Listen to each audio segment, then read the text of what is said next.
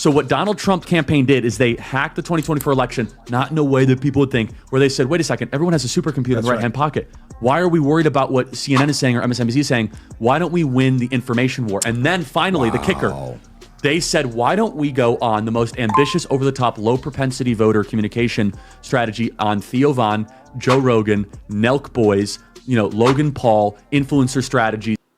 However, I disagree. There were still some late breakers and undecided people. I do think that pool was less than 2%, though. I think so. Donald Trump's 2% is a lot, though. And Donald Trump's campaign strategy, of which we helped execute on the ground in some of these states, was that, guys, don't spend your time knocking on doors about a suburban soccer mom who's weighing her options. Instead, because that takes 9 contacts to try to get her. 9 points of contact on average. Conversations, discussions, and they could be 30 minutes on it. Instead, turning point, go spend your time in very Republican areas where there are non-registered or what we call disengaged voters. People that like Trump, like his worldview. For example, the bro vote, right? And so this is where we spent our time, and we harvested, not ballot harvested, but we harvested in a very, very powerful way. At Arizona State University, for example, we registered thousands of young men to vote in fraternities. And that was way easier than us going to try to win over swing voters. And we did a little bit of that, but generally the Trump campaign was brilliant because they threw the Republican consultant playbook out. The Republican consultant playbook was spend all your time on the middle, on those like middle 15% swing voters and go all in. Trump campaign said, why don't we just make our base bigger? Why don't we just make the people who love us the most? And so what they looked at was demographics. And they realized if we can make the electorate 3% more masculine, and by the way, they were so smart to do this. This is Susie? This is Susie and James Blair and La Savita. And they were so smart because they said, wait a second, what is more important than race? Whether or not you're a man or a woman actually dictates your political affiliation far more of a correlation than your race. So they de-emphasized racial politics and they emphasized more of a masculine machismo approach. And boy, did it work. And not only did it work, you're running up against a woman, so it's easier to kind of make that argument. And so I don't mean to monopolize the time. But this is really interesting. Keep going. And so what the Trump campaign then did, the Republican consultant playbook that Karl Rove basically authored was everything is about high propensity. So there's 2 types of voters, high propensity and low propensity voters. A high propensity voter is typically college educated, lives in the suburbs. They watch Chris, they watch CNN, they have an income over $100,000 a year. They have 2 kids and a picket fence and they go to soccer games and they don't commit crimes. That type of demo, right? High propensity voters is where the Republican Party has always been focused. Okay, but Trump came in and he said, no. We're going to focus on low propensity voters.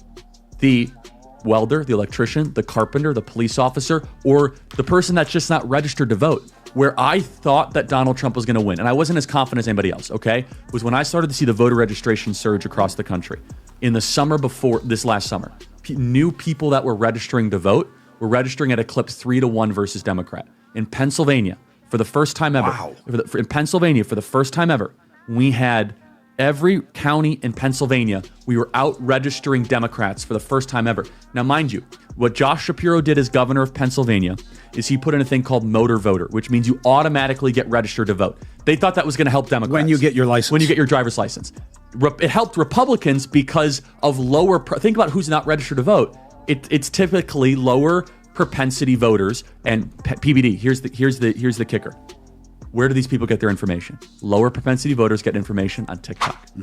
They're not watching CNN. They're not sitting. You know why? These folks are darn tired by the time they get home. They're not turning on cable news. They're watching NFL football games. They're the ones that are not going to be able to quote to you, Marbury. They're not. Strategy. By the way, it's also this. Yeah, it's also the phone. So what Donald Trump campaign did is they hacked the 2024 election, not in a way that people would think, where they said, wait a second, everyone has a supercomputer in the right-hand pocket. Why are we worried about what CNN is saying or MSNBC is saying? Why don't we win the information war? And then finally, the kicker. They said, why don't we go on the most ambitious, over-the-top, low-propensity voter communication strategy on Theo Von, Joe Rogan, Nelk Boys, Logan Paul, influencer strategies, right? And so what they said is there's this whole reservoir. Freaking brilliant. And the final kicker, my mandate at Turning Point was very simple. Charlie, turn Trump supporters. It was a very good strategy. It worked.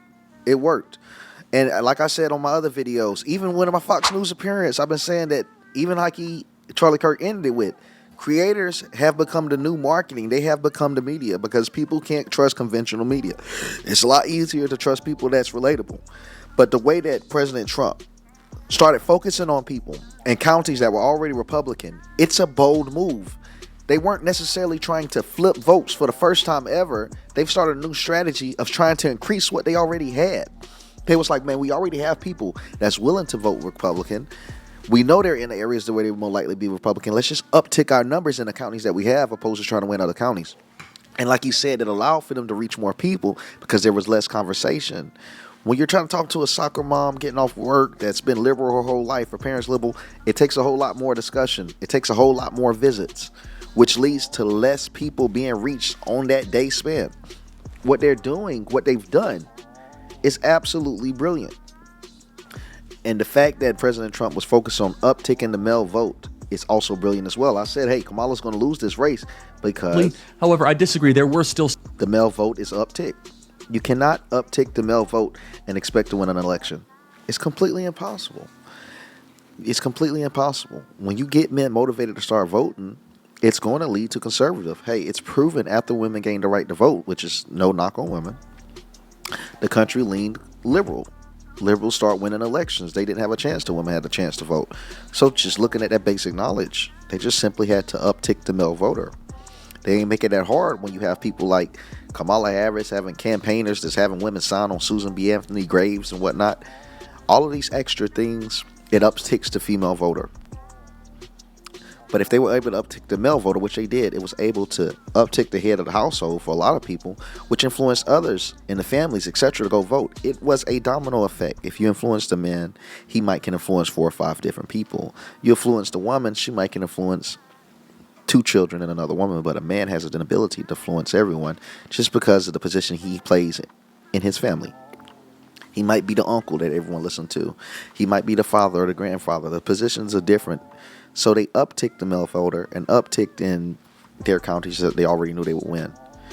I'm not stretching this, and I'm not over-exaggerating when I said President Trump, Charlie Kirk, and just all of us in 2024, 2023, we've completely changed the way elections are going to be ran. You're not going to be seeing celebrities hit no more, the door knocking, people like Scott Presler, them. That's going to be the new strategy, hitting people where they are. The game has changed forever. Did a brilliant job. He really did expose the way that he hacked the election, broke into the election process, and has changed everything for the better. Who is going to be exciting in 2028? But here we go. Please like, comment, subscribe, and hit the notification bell, and I'll keep this content coming as long as you keep coming for this content. Thank you.